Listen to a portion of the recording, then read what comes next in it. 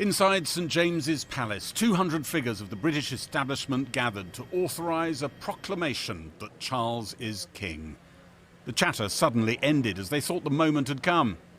Instead, a reminder, we live in an age when proclamations are not strictly necessary. Please make sure mobile phones are switched off. The Queen Consort and the newly titled Prince of Wales heard the formal announcement of the Queen's death and the proclamation to be agreed. My lords, it is my sad duty to inform you that Her Most Gracious Majesty, Queen Elizabeth II, has passed away. With one voice and consent of tongue and heart, publish and proclaim that the Prince Charles Philip Arthur George is now, by the death of our late sovereign of happy memory, become our only lawful and rightful liege lord. Bless His Majesty with long and happy years to reign over us. God save the King! God save the King! Privy Councillors then moved to the throne room to hear from the new king. My lords, ladies and gentlemen, it is my most sorrowful duty to announce to you the death of my beloved mother, the Queen. My mother's reign was unequalled in its duration, its dedication and its devotion. Even as we grieve, we give thanks for this most faithful life. I am deeply aware of this great inheritance and of the duties and heavy responsibilities of sovereignty which have now passed to me. In taking up these responsibilities, I shall strive to follow the inspiring example I have been set in upholding constitutional government and in carrying out the heavy task that has been laid upon me and to which I now dedicate what remains to me of my life. I pray for the guidance and help of Almighty God.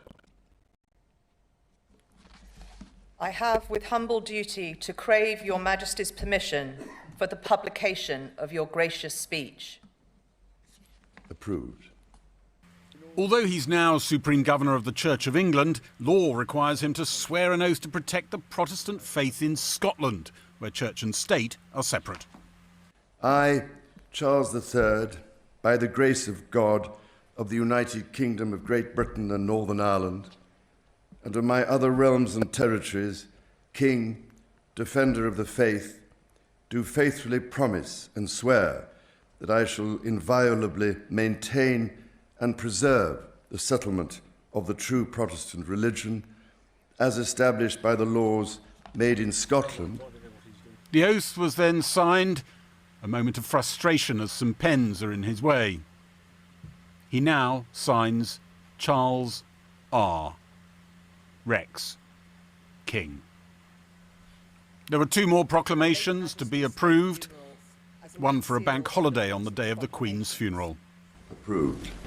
Two more signatures required. The King says away, annoyed again by inkstands and pens cluttering the table. On their way out, all were asked to sign the proclamation. It's not working. Pens, it seems, again an issue.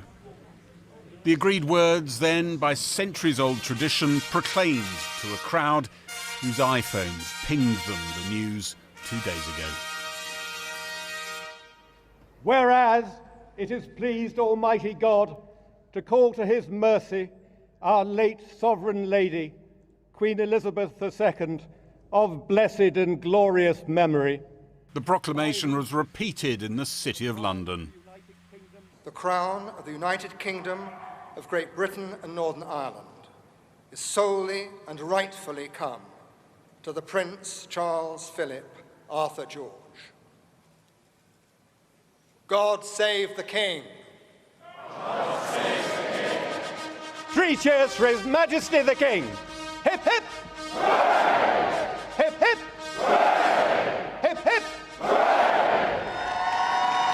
The King was cheered on his way back to Buckingham Palace, where he would meet Liz Truss again and members of her new cabinet, including the Chancellor, whose plans for a major tax announcement have been thrown by the period of mourning for the late Queen.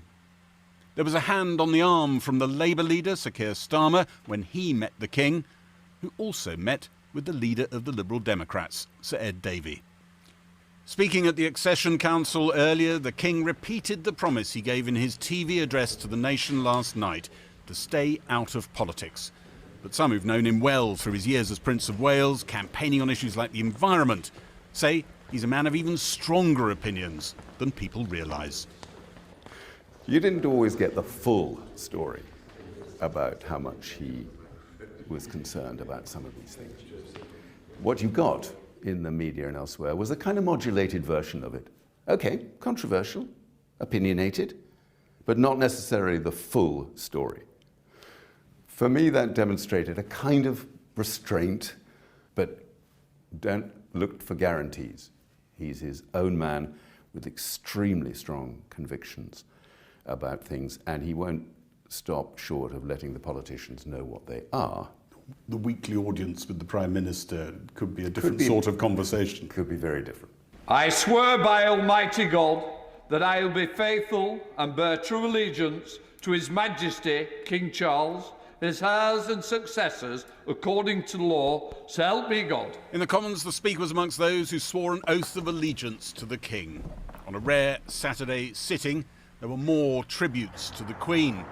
But when these finish this evening, Parliament is expected to be suspended for the remainder of the period of mourning.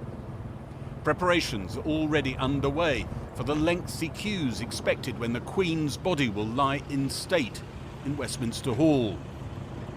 The timing for a new government wanting to make emergency provisions at a time of crisis are excruciating. But protocols and respect for the monarchy mean you won't hear a minister say that.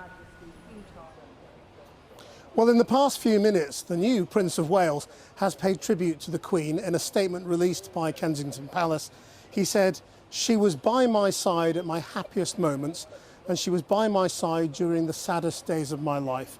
I knew this day would come, but it will be some time before the reality of life without Granny will truly feel real." And he went on, "I will honour her memory by supporting my father, the King, in every way I can." Well, let's go live now to our political editor, Gary Gibbon, who is in Westminster. Gary, yesterday we learnt a lot from what the King said in his address. What have we learnt today from the accession? We've learnt what an accession council looks like. Nobody's ever peered into one of these before, and what an extraordinary event it was. Some of the most senior office holders who are Privy Council officers, members of the Privy Council in one room, extraordinary familiar faces, a sort of Madame Tussauds of the British establishment there. And then suddenly this hushed moment when the business begins, and goodness is it arcane. It was an act of modernisation, really, that the King allowed cameras to come in to the Accession Council and the Privy Council that followed.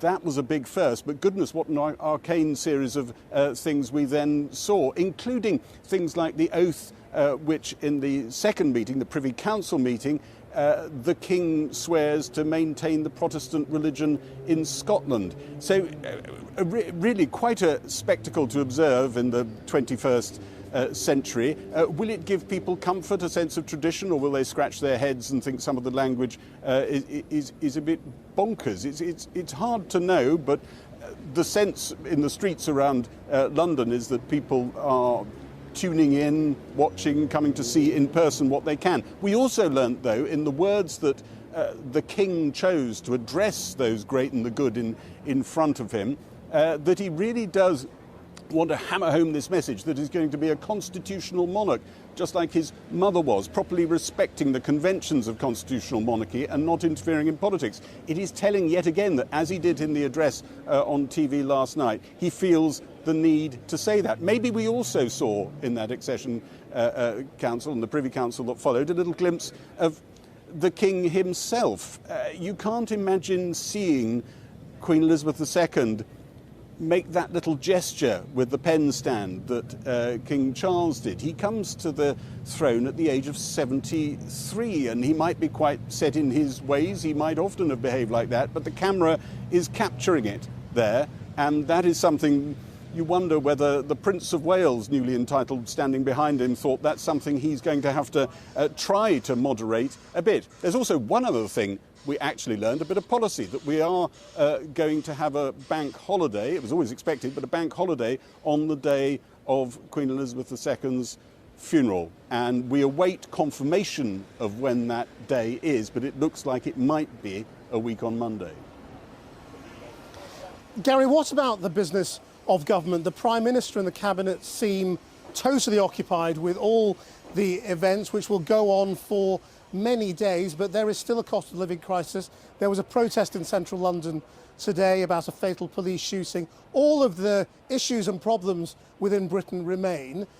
Is the government functioning?